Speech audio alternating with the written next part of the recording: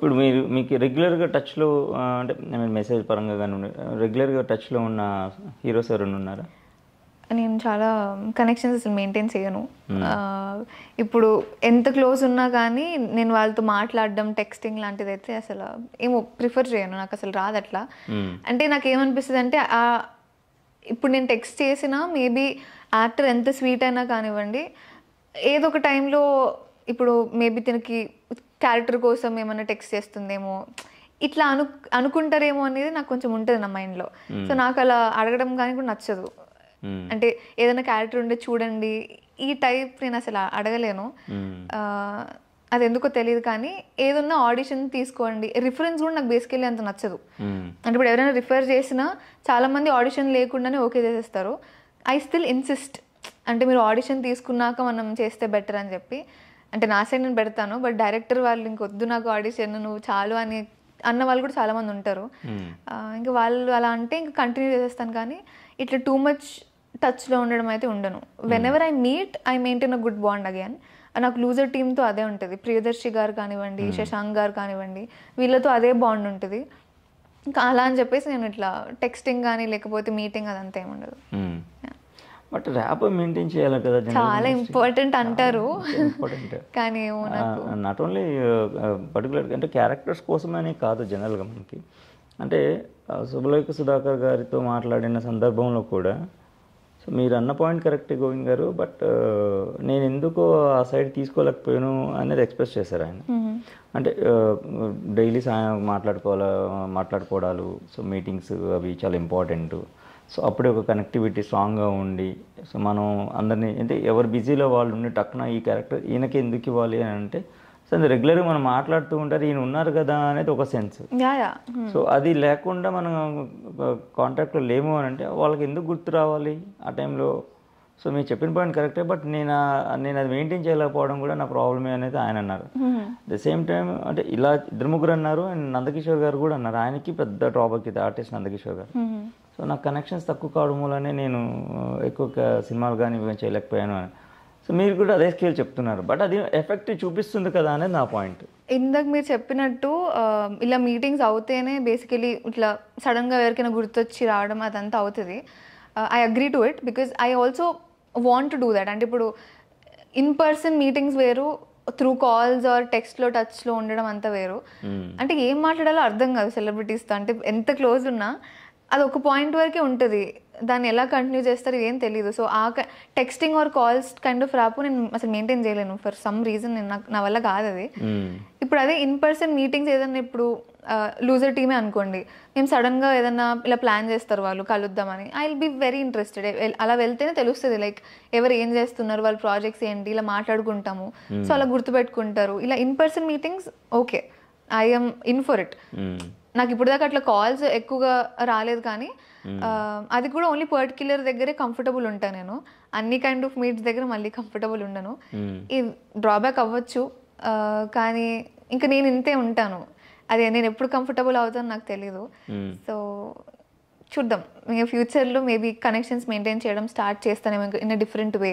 అంటే ఇప్పుడే స్టార్ట్ అవుతుంది కాబట్టి సపరేట్గా ఇన్ పర్సన్ ఉంటేనే టచ్లో ఉంటా. Other than that through calls or chats. ఇప్పుడు కరెక్ట్ టైం మీకు కాంటాక్ట్స్ పెంచుకోవడం కానివ్వండి, అంటే ఉన్న కాంటాక్ట్ వచ్చి ఉంటాయి మీకు, కాంటాక్ట్స్ లేవని ఏం కాదు, బట్ టచ్లోకి వెళ్ళడం అనేది డైరెక్టర్స్తో కానివ్వండి చాలా ఇంపార్టెంట్ ఈ పర్టికులర్ పీరియడ్.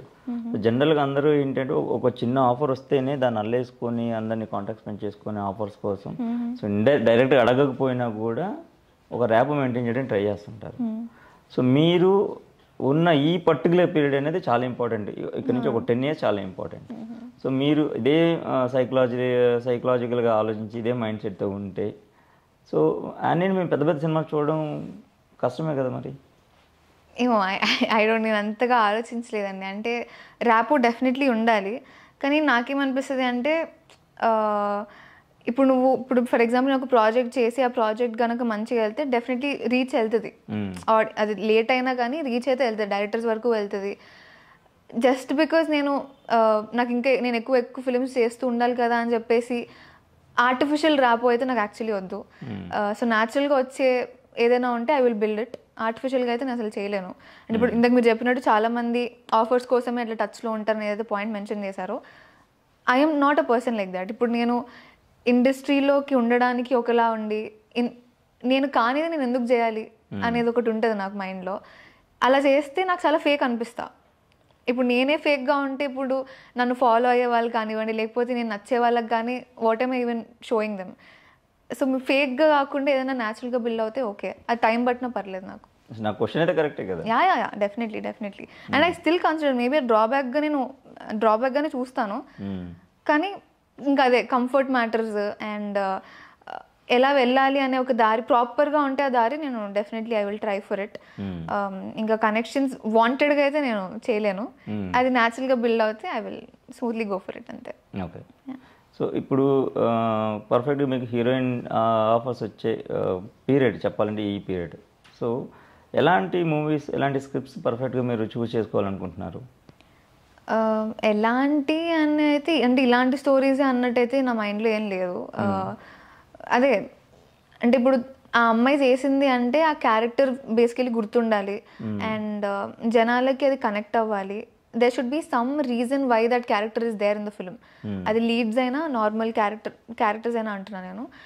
ఇప్పుడు కొన్ని ఫిల్మ్స్ ఏంటి అంటే ఒకప్పుడు హీరోయిన్ ఓన్లీ సాంగ్స్ వరకు వచ్చి వెళ్ళిపోయే టైప్ ఫిల్మ్స్ కొన్ని ఉన్నాయి.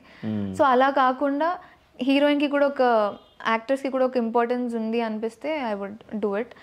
ఇంకా అదే మళ్ళీ మనం అలా చేసినా ఇంక ఎడిట్లో ఎంతవరకు ఉంటుందో చెప్పలేం కాబట్టి నేనైతే అలా చూస్ చేసుకుంటా. క్యారెక్టర్ పరంగా అది లీడ్ అయినా కానివ్వండి, she should play something in that film, తనకి ఏదో ఒక ఇంపార్టెన్స్ ఉండాలి ఫిల్మ్లో అని చెప్పి అంతే. ఓకే. సో ఇండస్ట్రీ వాళ్ళకి యానీ అంటే తెలుగు అమ్మాయి ఉందా, మలయాళం అమ్మాయి ఉందా? తెలుగు అమ్మాయినే ఉంది. నాకు తెలుగు అమ్మాయినే ఉంది అంటే బికాస్ నేను పుట్టి పెరిగింది అంతా హైదరాబాదే కాబట్టి నేను I consider my self as a Telugu అమ్మాయి ఉంది. ఓకే. సో కొన్ని క్యారెక్టర్స్లో అంటే పెద్ద సినిమా, పెద్ద బ్యానరు, సో మనం అనుకున్నట్టు ఇందాక మాట్లాడుకున్నట్టు అండ్ పెద్ద హీరో, సో ఇదంతా పక్కన పెడితే కొన్ని పర్టికులర్ సీన్స్లో మీరు ఆల్రెడీ క్లియర్గా చెప్పారు ఇందాక, బట్ కొన్ని స్క్రిప్ట్స్లో మనం ఆన్ ది స్పాట్ ఇంప్రూవైజేషన్స్ కొన్ని ఉంటాయి. అంటే ఇలా కనబడితే బాగుంటుంది కాస్త గ్లామర్గా, లేకపోతే ఈ సీన్లో ఇలా ఉంటే బాగుంటుంది, ఈ సాంగ్లో ఈ కాస్ట్యూమ్ వేసుకుంటే బాగుంటుంది అనేది కొన్ని స్పాట్లో జరిగే ఇన్సిడెంట్స్ అవన్నీ. సో అలా ఏదన్నా అంటే ఏదైనా ఒక మంచి రొమాంటిక్ క్యారెక్టర్ కనుక వస్తే సో మీరు యాక్సెప్ట్ చేస్తారా సినిమా? ఇప్పుడు రొమాన్స్లో కూడా there are types of romance, types of dressing in romance, ఇవన్నీ చూస్తాను. And I will be very clear, narration అయిపోయాక స్టోరీ నచ్చింది అంటే కనుక before even talking about commercials I will talk about my comforts. నా కంఫర్ట్ జోన్సే మాట్లాడతాను. అంటే చాలామంది ఏంటి అంటే ఇట్స్ బెటర్ యూ అంటే అగ్రిమెంట్లో కూడా అది ఉండేటట్టు చూసుకోవాలి అంటారు. సో ఇంకా అది కూడా నేను స్టార్ట్ చేశాను దట్ ఇప్పుడు నెక్స్ట్ ఏదైనా వస్తే ఆఫర్స్ కూడా అగ్రిమెంట్లో where only these kind of things, ఇంకా ఎక్స్ట్రాగా ఆన్ స్పాట్ ఇట్లాంటివి ఏమీ ఉండకుండా ఉండేటట్టు. ఆన్ స్పాట్ వాళ్ళు ఏమైనా చెప్తే then and there I'll just quit the film probably. ఎందుకంటే ముందే మాట్లాడేసుకుంటాం కాబట్టి వాళ్ళు ఏం చేసినా I will probably quit it అంతే.